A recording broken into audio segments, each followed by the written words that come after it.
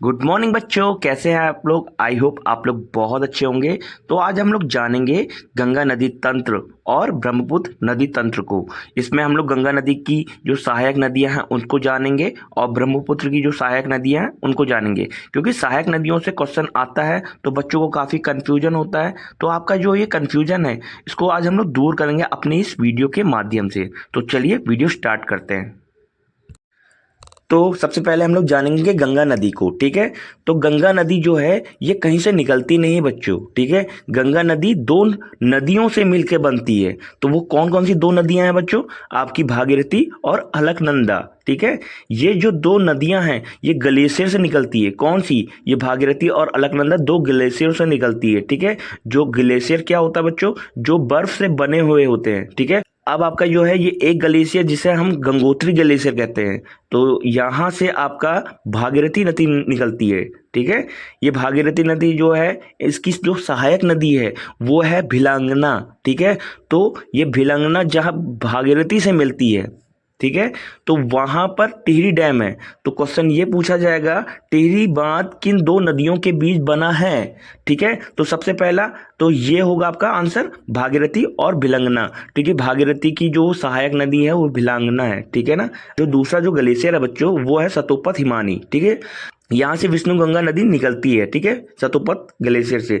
विष्णु गंगा नदी आगे चलकर जो है धौली गंगा नदी से मिलती है बच्चों, ठीक है। अब ये धौली गंगा जब विष्णु गंगा से मिलती है तो वो स्थान को क्या कहते हैं? आपका विष्णु प्रयाग कहते हैं। आई होप आपको ये चीज़ समझ में आ रही होगी। ये जो है उत्तराखंड का ये पहला प्रयाग है। उत्तराखंड में कितने प्रकार के प्रयाग पाए जाते हैं? 5 प्रकार के, ठीक है। तो ये पहला प्रयाग है। तो यहाँ पर दो नदियाँ मिल रही है। तो जब दो नदियाँ मिलने के बाद ही नदी को हम अलकनंदा नदी के नाम से जानते हैं, ठीक है। जैसे कि हम लोग ने जाना था गंगा नदी तो भागीरथी और अलकनंदा नदी से मिल रही है, ठीक है, तब जाके गंगा नदी बनती है। अब यहाँ पर भी सेम वैसे ही हो रहा है, ठीक है। जहाँ पर भी दो धाराएं मिल रही हैं, कौन कौन सी? आपका विष्णु गंगा और धौली गंगा। तो उसके बाद ये अलकनंदा नदी बन जाती है, ठीक है। यहाँ से आपका एक सवाल ये भी बन सकता है कि अलकनंदा का उद्गम स्थान कहाँ से है, ठीक है। तो जब भी इस टाइप का क्वेश्चन आएगा तो आप लोग मारिएगा सतोपत ग्लेशियर, ठीक है। क्योंकि ये विष्णु गंगा जो नदी है उसका स्वरूप ही आपका अलकनंदा है, क्योंकि विष्णु गंगा नदी से ही आपका अलकनंदा नदी बन रही है। तो कभी जब भी आपका ये सवाल आएगा अलकनंदा का उद्गम स्थान कहाँ है, तो सतोपत हिमानी, ठीक है। चलिए, अब ये जो धौली गंगा नदी है ये आपका कामेट ग्लेशियर से निकलती है बच्चों, ठीक है। इन सबको नोट डाउन कर लीजिएगा, इंपॉर्टेंट पॉइंट है, क्योंकि कभी कभी पूछ सकता है कि कामेट से कौन सी नदी निकलती है, तो ये धौली गंगा, ठीक है। ये जो अलकनंदा जब बन रही है, बनने के बाद जब थोड़ा सा आगे बढ़ रही है तो अब इसमें हमें नंदाकिनी नदी मिल जाती है। जो ये नंदाकिनी नदी है ये आपका नंदा देवी ग्लेशियर से निकलती है बच्चों, ठीक है, नंदाकिनी नदी। और ये जहाँ पर ये मिल रही है अलकनंदा नदी से उसे हम नंद प्रयाग कहते हैं। उत्तराखंड का ये दूसरा प्रयाग है, ठीक। तो आप लोग इसको भी नोट डाउन करते रहिएगा कि प्रयाग कितने हैं उत्तराखंड के और कौन से प्रयाग में कौन सी नदी जाके मिल रही है, ठीक है। तो एग्जामिनर कभी कभी ये पूछ सकता है कि नंद प्रयाग में कौन सी दो नदियां मिलती हैं, तो अलकनंदा नदी और नंदाकिनी नदी, ठीक है। ये चीज़ समझ में आ रही है, ठीक है। तब फिर आगे चल के थोड़ा सा और आगे बढ़ती है अलकनंदा नदी, तो वहाँ पर आपका पिंडार नदी मिलती है, जो कि ये पिंडारी ग्लेशियर से निकलती है। पिंडार नदी कहाँ से निकलती है बच्चों? पिंडारी ग्लेशियर से, ठीक है। अब ये जहाँ पर मिलती है उसे हम कर्ण प्रयाग के नाम से जानते हैं बच्चों, जो उत्तराखंड का तीसरा प्रयाग है। आई होप आपको ये चीज़ समझ में आ रही होगी। ये सारी नदियाँ जितनी भी हम लोग ने जानी सहायक नदियाँ, ठीक है, ये सब बाएं तट की सहायक नदियाँ हैं। क्योंकि एग्जामिनर कभी कभी ये पूछ सकता है कि अलकनंदा की बाएं तट की सहायक नदियों के नाम बताइए, ठीक है। तो हम लोग ने इसके बारे में जान लिया था कि बाएं तट को हम कैसे जानेंगे और दाएं तट को कैसे जानेंगे। जिस दिशा में जो धारा बह रही है, नदी बह रही है, उस दिशा में अपना फेस कर लीजिएगा, ठीक है। तो आपका जो दायां हाथ होगा तो नदी का वो दायां तट हो जाएगा, और जो आपका बायां हाथ होगा तो नदी का वो बायां तट हो जाएगा। तो अब आपको इजी हो जाएगा ये चीज़ याद करना, ठीक है। तो जितनी भी अभी हम लोगों ने नदियां जानी तो ये सब बाएं तट की नदियां हैं, ठीक है। आई होप आपको ये चीज़ समझ में आ रही होगी। इसको आप ध्यान में रखिएगा, कभी कभी एग्जामिनर इस टाइप के प्रश्न पूछ लेता है कि दायां और बाएं तट के से मिलने वाली सहायक नदियां कौन कौन सी है बच्चों। ठीक है, चलिए अब अलकनंदा नदी आगे बढ़ती है तो दाएं तट से अलकनंदा नदी से एक नदी और आकर मिलती है जिसे मंदाकिनी नदी कहते हैं। ठीक है, मंदाकिनी नदी जिस स्थान पर अलकनंदा नदी से मिलती है उस स्थान को हम लोग रुद्रप्रयाग के नाम से जानते हैं बच्चों। तो ये आपका रुद्रप्रयाग उत्तराखंड का चौथा प्रयाग है। मंदाकिनी नदी जो है ये चौराबाड़ी ग्लेशियर से निकलती है। अब ये इसी ग्लेशियर के पास केदारनाथ का मंदिर है बच्चों। ठीक है, बद्रीनाथ जो मंदिर है आपका सतोपथ हिमानी ग्लेशियर के पास स्थित है बच्चों। ठीक है, क्योंकि ये क्यों इम्पोर्टेंट हो जाता है, क्योंकि आपका ये बद्रीनाथ है ये धाम में आता है। ठीक है, तो हमारे पूरे भारत में 4 धाम पाए जाते हैं, उनमें से एक है बद्रीनाथ, उत्तर की ओर है। ठीक है, और यहीं पर आपका जो हम पूरब की हम बात करेंगे तो यहाँ जगन्नाथपुरी। ठीक है, और दक्षिण की हम बात करेंगे रामेश्वरम तमिलनाडु में। ठीक है, और पश्चिम की हम बात करेंगे तो ये गुजरात में जो आपका द्वारिका। ठीक है, तो ये 4 धाम है हमारे पूरे भारत में। अब अलकनंदा नदी आगे बढ़ती है तब उसमें भागीरथी नदी मिलती है। भागीरथी नदी जिस स्थान पर अलकनंदा नदी से मिलती है उस स्थान को हम लोग देवप्रयाग के नाम से जानते हैं बच्चों। ठीक है, देवप्रयाग उत्तराखंड का 5वां प्रयाग है। देवप्रयाग के बाद ये नदी गंगा नदी कहलाती है बच्चों। अब ये गंगा नदी जो है उत्तराखंड, उत्तर प्रदेश, बिहार, झारखंड, पश्चिम बंगाल से होते हुए ये बांग्लादेश में एंटर करती है और सागर द्वीप के पास यह बंगाल की खाड़ी में जाके गिर जाती है बच्चों। ठीक है, पश्चिम बंगाल के फरक्का के पास गंगा नदी 2 धाराओं में विभाजित हो जाती है।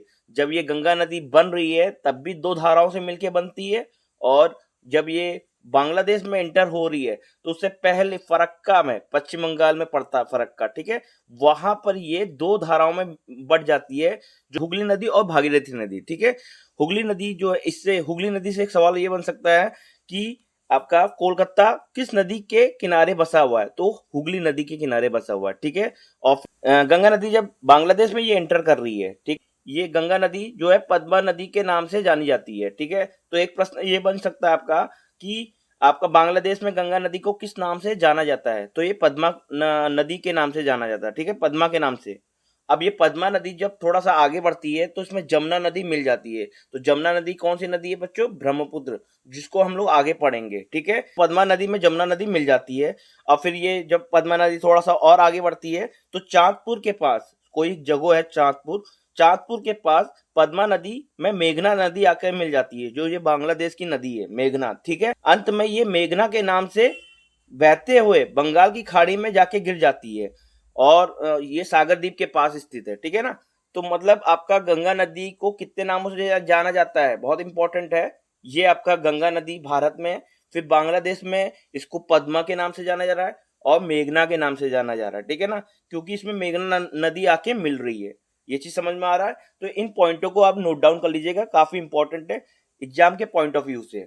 चलिए, तो हम लोग ने अभी तक का ये जाना कि गंगा नदी किन 2 नदियों से मिलके बनती है, तो आपका अलकनंदा और भागीरथी। ठीक है, अब हम जो 2 नदियां जो मिलती हैं इनकी हम लोग ने सहायक नदियों को भी जाना। ठीक है, तो यहाँ से गंगा नदी बनती कहाँ से है, तो आपका देवप्रयाग से। ठीक है, चलिए आई होप आपको ये चीज समझ में आ रही होगी। चलिए अब जानते हैं गंगा नदी से संबंधित महत्वपूर्ण पॉइंट। गंगा नदी भारत की सबसे लंबी नदी है बच्चों। इसकी जो कुल लंबाई है वो है आपकी 2525 किलोमीटर। ये नदी 2 देशों से होकर गुजरती है बच्चों। आपका भारत में इस नदी को गंगा नदी कहते हैं और बांग्लादेश में इस नदी को पद्मा नदी के नाम से जानते हैं। ठीक है, गंगा नदी भारत के 5 राज्यों से होकर गुजरती है। वो 5 राज्य कौन कौन से हैं? उत्तराखंड, उत्तर प्रदेश, बिहार, झारखंड, पश्चिम बंगाल। ठीक है, किस राज्य में गंगा नदी की लंबाई सबसे ज्यादा है बच्चों? Is the most important point. ठीक है, तो ये है आपका उत्तर प्रदेश। यहाँ पर गंगा नदी सबसे ज्यादा बहती है, सबसे ज्यादा लंबाई गंगा नदी की है। ठीक है, गंगा नदी के किनारे बसा सबसे बड़ा शहर कौन सा है बच्चों? तो वो है आपका कानपुर। ठीक है, गंगा नदी के अंदर जो डॉल्फिन, जो फिश पाई जाती है, मछली पाई जाती है, उसे भारत का राष्ट्रीय जलीय जीव घोषित किया गया है बच्चों। ठीक है, गंगा नदी को 2008 में राष्ट्रीय नदी घोषित किया गया था। ठीक है, तो गंगा नदी को राष्ट्रीय नदी कब घोषित किया गया था? 2008 में। अब जानते हैं हम गंगा नदी के दाएं तट से मिलने वाली नदियां और बाएं तट से मिलने वाली नदियां कौन कौन सी है। ठीक है, क्यों यहाँ से भी प्रश्न बनते हैं बच्चों। ठीक है, तो दाएं तट से मिलने वाली नदियां आपका यमुना, टोंस और सोन है, और बाएं तट से मिलने वाली जो नदी है वो आपकी है रामगंगा, गोमती, गंडक, घाघरा, कोसी, महानंदा। ठीक है, अब गंगा नदी की हम लोग सहायक नदियों की हम लोग बात कर लेते हैं। अब हम लोग बात करेंगे यमुना नदी की सहायक नदियों के बारे में।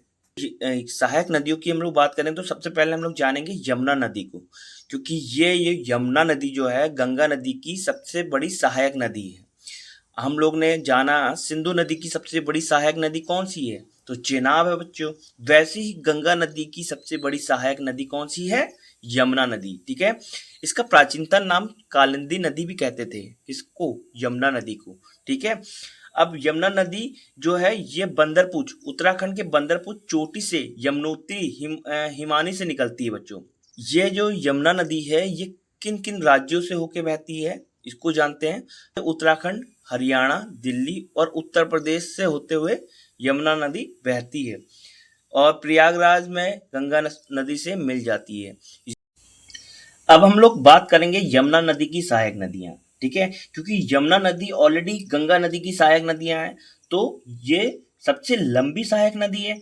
तो सबसे लंबी सहायक नदी होने के बाद इसमें इसकी भी तो कोई सहायक नदियां होंगी, तो उसको हम लोग जानेंगे। तो इसकी जो सहायक नदियां हैं वो है आपकी चंबल, बेतवा, केन। तो चंबल की हम सबसे पहले बात करेंगे। ये चंबल नदी जो है 965 किलोमीटर की लंबाई है। ठीक है, और टोटल लंबाई ये आपकी एमपी मतलब मध्य प्रदेश के इंदौर के महू क्षेत्र में स्थित जनापाव से निकलती है। ठीक है, ये मध्य प्रदेश, राजस्थान और यूपी से बहते हुए इटावा में यमुना से मिल जाती है चंबल नदी। ठीक है बच्चों, अब हम बेतवा नदी की हम बात करेंगे। तो बेतवा नदी की हम बात करेंगे तो ये मध्य प्रदेश के भोपाल से निकलती है और उत्तर प्रदेश के हाजीपुर में यमुना से मिल जाती है। तो इसमें सबसे इंपॉर्टेंट चीज क्या है, सांची के जो सपूत है बेतवा नदी के किनारे स्थित है, तो इसको आप नोट डाउन कर लीजिएगा, काफी इंपॉर्टेंट है। अब सोन नदी की हम लोग बात करेंगे तो मध्य प्रदेश में स्थित अमरकंटक की जो पहाड़ी है वहां से निकलती है आपकी सोन नदी। अमरकंटक से दो नदियां निकलती है, मैंने आपको पहले भी डिस्कस कर दिया था। इसमें आपकी एक नर्मदा निकलती है, दूसरी सोन निकलती है। ये सोन जो है आपकी उत्तर की ओर बहते हुए बिहार पटना के पास गंगा नदी से मिल जाती है। ठीक है, और सबसे इंपॉर्टेंट चीज क्या है आपकी, सोन नदी और यमुना नदी के बीच जल विभाजन का काम कैमूर की पहाड़ियां करती है बच्चों। तो कौन सी पहाड़ियां करती है जल विभाजन का काम? आपकी कैमूर की पहाड़ियां। ठीक है, चलिए आई होप आपको ये चीज समझ में आ रही होगी। अभी तक हम लोग ने जाना गंगा नदी की सहायक नदियां जो कि दाएं तट से मिलने वाली है। ठीक है, अब हम बात करेंगे बाएं तट की सहायक नदियों के बारे में। सबसे पहले हम लोग बात करेंगे रामगंगा नदी के बारे में। रामगंगा जो नदी है गंगा नदी से मिलने वाली सबसे पहली सहायक नदी है बच्चों। ये नदी कन्नौज के निकट गंगा से मिल जाती है। उसके बाद हम लोग बात करते हैं गंडक नदी की। गंडक नदी की दो सहायक नदियां हैं, काली गंडक और त्रिशूल गंगा। ठीक है, किसकी सहायक नदी है? गंडक नदी की। अब ये गंडक नदी जो है चंपारण जो है पटना में पड़ता है के निकट सोनपुर में ये गंगा नदी से मिल जाती है। अब हम लोग बात करेंगे घाघरा नदी की। घाघरा नदी की सहायक नदी जो है शारदा नदी है। शारदा नदी ये भारत और नेपाल की सीमा बनाती है। ठीक है बच्चों, ये शारदा नदी। घाघरा नदी बिहार के छपरा क्षेत्र में ये गंगा नदी से मिल जाती है। ठीक है, गोमती नदी की। गोमती नदी क्यों इंपॉर्टेंट हो जाती है, तो ये जो नदी है बच्चों ये एक ऐसी नदी है जिसका उद्गम स्थान मैदानों से होता है। ठीक है, तो कभी कभी एग्जामिनर ये पूछेगा कि किस नदी का उद्गम मैदान से होता है, तो आप लोग टिक मारिएगा गोमती नदी। गोमती नदी जो है ये पीलीभीत में स्थित, उत्तर प्रदेश की जो पीलीभीत जो जगह है वहां पर स्थित एक गोमत ताल है। ठीक है, गोमत ताल के बगल में एक फुलर झील है, तो वहां से इसका उद्गम होता है। ठीक है, ये चीज समझ में आ रही है। तो आपका यहाँ पर इंपॉर्टेंट क्वेश्चन ये बन जाता है कि कौन सी नदी का उद्गम स्थान मतलब जहां से वो पैदा हो रही है मैदान से होता है, तो आप मार सकते हैं गोमती नदी। ठीक है, अब हम लोग बात करेंगे कोसी नदी की। कोसी नदी को आपका बिहार का शोक भी कहा जाता है बच्चों। अब ये बिहार का शोक इसलिए कहा जाता है क्योंकि ये अपना मार्ग परिवर्तन करती रहती है ये नदी। कभी यहाँ से बहेगी तो कभी वहाँ से बहेगी। तो इसके कारण तो ये अपना मार्ग परिवर्तन करती रहती है और इसमें काफ़ी बाढ़ आती है और वहाँ बिहार में तो जिसके कारण इसको बिहार का शोक कहा जाता है बच्चों, ठीक है? जो कि नेपाल हिमालय से निकलती है ये नदी। अब हम लोग बात करेंगे महानंदा नदी की। महानंदा नदी जो कि दार्जिलिंग की पहाड़ियों से निकलती है और ये गंगा के बाएं तट की सबसे अंतिम सहायक नदी है। तो ये मोस्ट इम्पॉर्टेंट पॉइंट, गंगा नदी के बाएं तट की अंतिम सहायक नदी कौन सी है? एग्जामिनर ये पूछेगा तो आपका महानंदा नदी, ठीक है। चलिए अब हम लोग बात करेंगे दामोदर नदी की। दामोदर नदी जो है झारखंड के छोटा नागपुर पठार से निकलती है और पश्चिम में बहते हुए ये हुगली नदी में जाकर मिल जाती है। इस नदी में अचानक आने वाली बाढ़ के कारण इस नदी को बंगाल का अभिशाप भी कहा जाता है। तो किस नदी को बंगाल का अभिशाप कहा जाता है? दामोदर नदी को, ठीक है। और ये जो है प्रदूषण के कारण इस नदी को जैविक मरुस्थल कहा जाता है। तो किस नदी को जैविक मरुस्थल के नाम से जाना जाता है? तो आपका दामोदर नदी को। चलिए आई होप आपको ये चीज समझ में आ रही होगी। अब हम लोग बात कर लेते हैं ब्रह्मपुत्र नदी की, ठीक है। तो ब्रह्मपुत्र का उद्गम स्थान जो है मानसरोवर झील के निकट स्थित है। किस ग्लेशियर से निकलती है बच्चों ब्रह्मपुत्र नदी? ये चेमायुंगडुंग ग्लेशियर है जो कैलाश श्रेणी में स्थित है। अब कैलाश श्रेणी की हम लोग बात कर लेते हैं। श्रेणी से 3 नदियां हम निकलती है जो हम लोग ने ऑलरेडी पढ़ ली थी।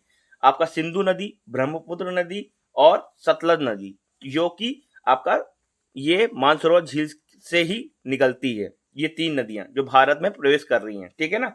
अब ये जो ब्रह्मपुत्र नदी है ये किन किन देशों से होकर बहती है? तो ये आपका चीन, भारत और बांग्लादेश। ब्रह्मपुत्र की हम लोग बात कर रहे हैं तो ब्रह्मपुत्र के भी कई नाम हैं, ठीक है। तो इनको कहाँ कहाँ किन किन नामों से जाना जाता है तो इसकी हम लोग बात कर लेते हैं, जो एग्जाम के पॉइंट ऑफ व्यू से काफी इंपॉर्टेंट हो जाता है, ठीक है ना। जैसे हम लोग तिब्बत की बात करते हैं तो ये है तिब्बत में इस ब्रह्मपुत्र को यरलुंग जम्पो या सांगपो नदी के नाम से जाना जाता है।